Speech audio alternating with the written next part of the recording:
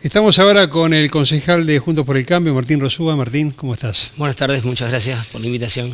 Bueno, sos presidente de la Comisión de Obras Públicas y lo que siempre nos dice la gente cuando hablamos de esto, ¿no? La ciudad tiene calles a las que hace unos años se redujeron para ampliar, digamos, bicisendas. Rioja es un ejemplo. Sí. Que es un desastre porque, digamos, pasa un ómnibus, la bicisenda, el estacionamiento, bueno, la verdad que pasa en muchas calles, Catamarca también. ¿Hay alguna manera de que alguien piense cómo desarrollar esto en la ciudad, cómo hacerlo bien? Mira, Rosario tenía un gran plan estratégico, que quizás fue el reflejo de lo que era el socialismo, que planificaba muy bien y no ejecutaba de la misma manera. Y este intendente que tenemos hoy en día, en cierto modo, refleja eso de las buenas intenciones y la dificultad en la ejecución. ¿Por qué? Porque cuando vos ejecutás, vos diste un ejemplo concreto, cuando vos ejecutás políticas públicas, afectás intereses. Ahora bien, si vos nunca querés afectar intereses, si nunca querés quedar mal con nadie, vas a tener un problema porque no vas a poder resolver las cuestiones estructurales. ¿Qué es lo que le pasa a Rosario? Una ciudad que hace 15 años que no resuelve problemas estructurales.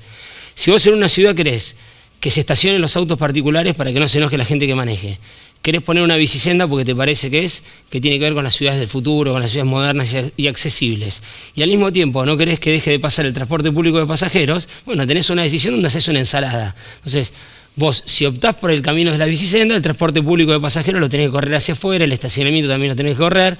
Son definiciones macro que nunca se tomaron.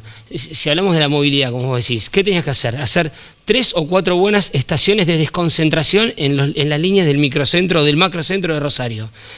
Y esto tiene que ver también con las cuestiones ideológicas, cómo influyen en la gestión.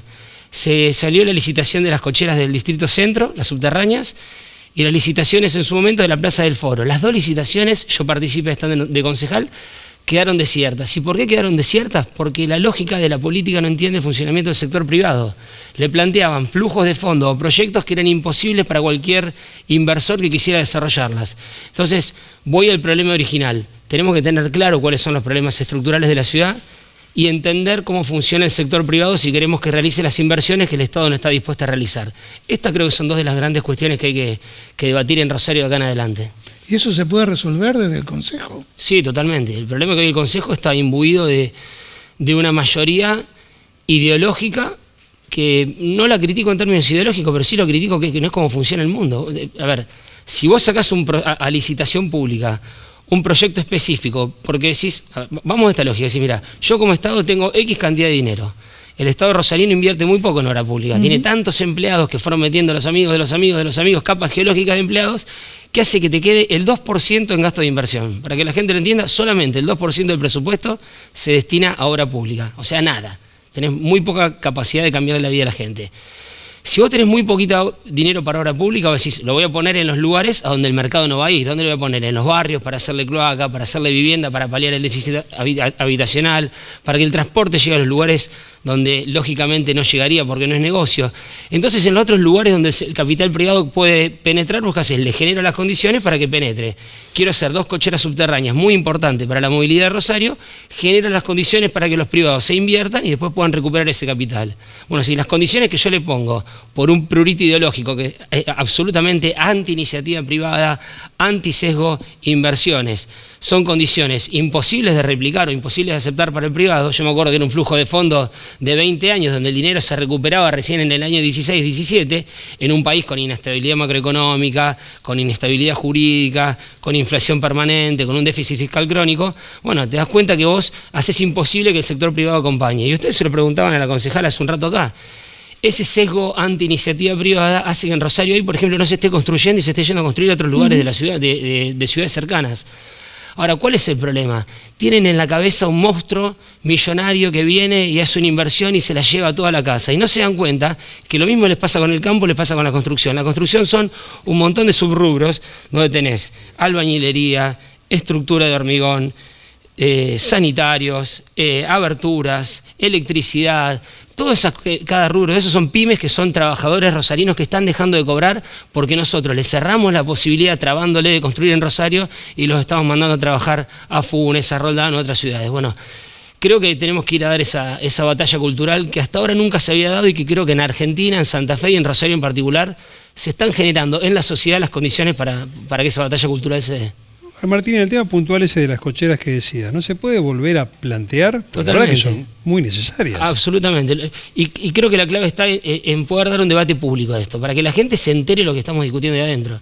Yo me acuerdo perfecto que la última que se discutió y yo participé, pedí la palabra y pedí que conste en versiones taquigráficas que esto no iba a tener éxito, que si nosotros salíamos con estas condiciones no iba a haber ningún inversor, ni siquiera compraron el pliego. O sea, la gente que está en política no solamente tiene que representar a sus votantes y decir lo que más lindo que pareciera que vaya a quedar, sino que tiene una responsabilidad con las políticas públicas que sean efectivas.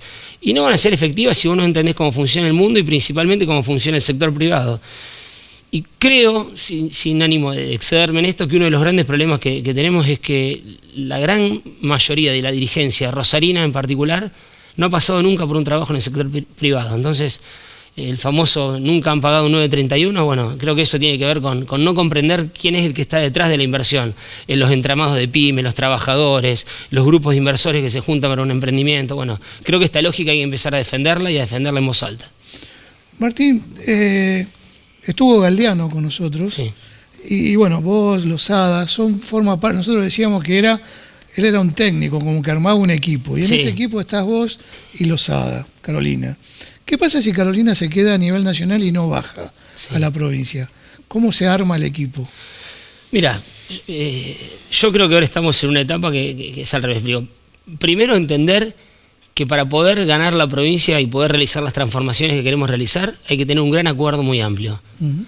No es solamente un gran acuerdo para ganar, sino que es un gran acuerdo para entender que tenés que resolver problemas muy profundos. Cuando vos tenés problemas muy profundos no lo podés resolver con tu espacio político nada más. Tenés que generar acuerdos lo suficientemente amplios. Esto aplica para Santa Fe y aplica para la Nación.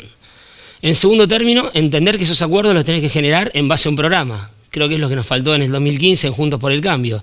Hicimos un acuerdo para terminar con el kirchnerismo que nos llevaba al abismo, pero no nos pusimos de acuerdo en cómo se tenía que gobernar. Y a partir de ahí definir quiénes son las personas que lo pueden llevar adelante. Carolina eventualmente puede ser una, si no es Carolina seguramente habrá otros actores. Pero si vos tenés bien estructurado un acuerdo amplio sobre bases programáticas, las personas que lo lleven adelante pasan a ser, no te digo que indiferentes, pero pasan a ser prescindibles. Sí entiendo que Carolina en este momento es una figura que expresa una renovación, una transparencia y unas ganas tan grandes que probablemente la marquen como la persona indicada para poder terminar con el kirchnerismo de tantos años acá en la provincia de Santa Fe. ¿Qué opinión te merece la actual gestión municipal? Me parece una gestión de buena gente, llena de buenas intenciones, pero que permanentemente se enfrenta a estas cuestiones o no destraba estas cuestiones de trabas burocráticas. Es muy hostil la ciudad de Rosario para el inversor privado.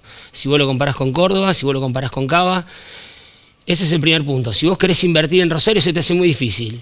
Y si vos no invertís, no se genera empleo. Y creo que el principal eje de cualquier gobierno, lo decía Perón, gobernar es generar trabajo. Bueno, mira, citando a alguien que está en las antípodas de mi pensamiento ideológico, creo que si vos no generas las condiciones para que se invierta en Rosario, no vas a generar buenas condiciones de empleo. Generás bolsones de pobreza en los lugares donde no hay empleo y esos bolsones de pobreza después son caldo de cultivo para las organizaciones narcocriminales. Creo que eso es algo que hay que cambiar profundamente y después también atacar los problemas estructurales de Rosario. No se puede vivir permanentemente poniendo parches.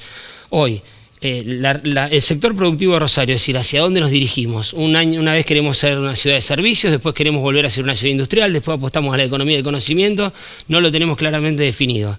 No tenemos definido un proceso de cómo pasar de la ayuda social hacia los programas de empleo.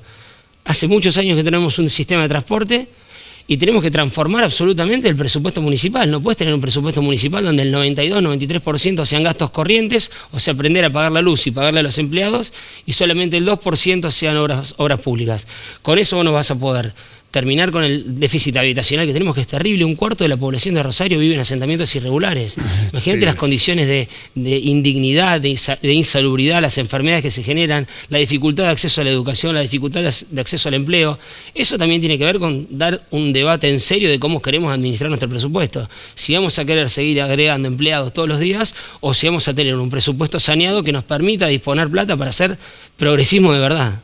Recién hablaba de la provincia y de la nación. Sí.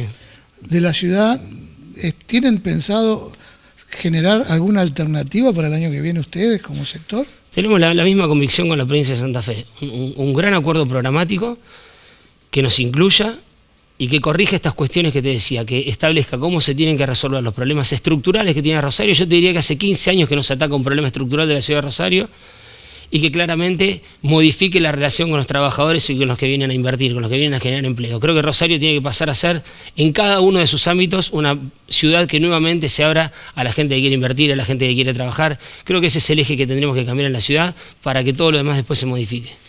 Martín, me toca a mí hacerte la pregunta incómoda. ¿Cómo no? No baja Lozada a la gobernación. Sí. Va Pablo Hafkin por un lado, Maxi Puyaro por el otro. Sí. Te llaman, ¿con quién vas? Puede haber un tercero, podría ser Dionisio Escarpín, por ejemplo, candidato a gobernador. Te nombraste otro, entonces. Puede haber muchas posibilidades. Creo que todavía estamos tan lejos que hay tiempo para definirlo. Creo que me importa más el programa en común que las personas que lo encabecen. En cualquiera de esos dos casos, tanto con Pablo como con Maxi, tengo relación personal de toda la vida y creo que son buenos candidatos. No sé si son candidatos que tengan la entidad suficiente para ganarle al oficialismo. Así que vamos a buscar un candidato que estemos convencidos que le va a ganar al oficialismo para poder transformar de verdad una provincia que tiene potencialidades enormes. Martín, muchísimas gracias por haber estado esta tarde acá. Muchas gracias a ustedes. Bien, seguimos aquí en #Hora Política con el próximo invitado, el diputado provincial Oscar Martínez.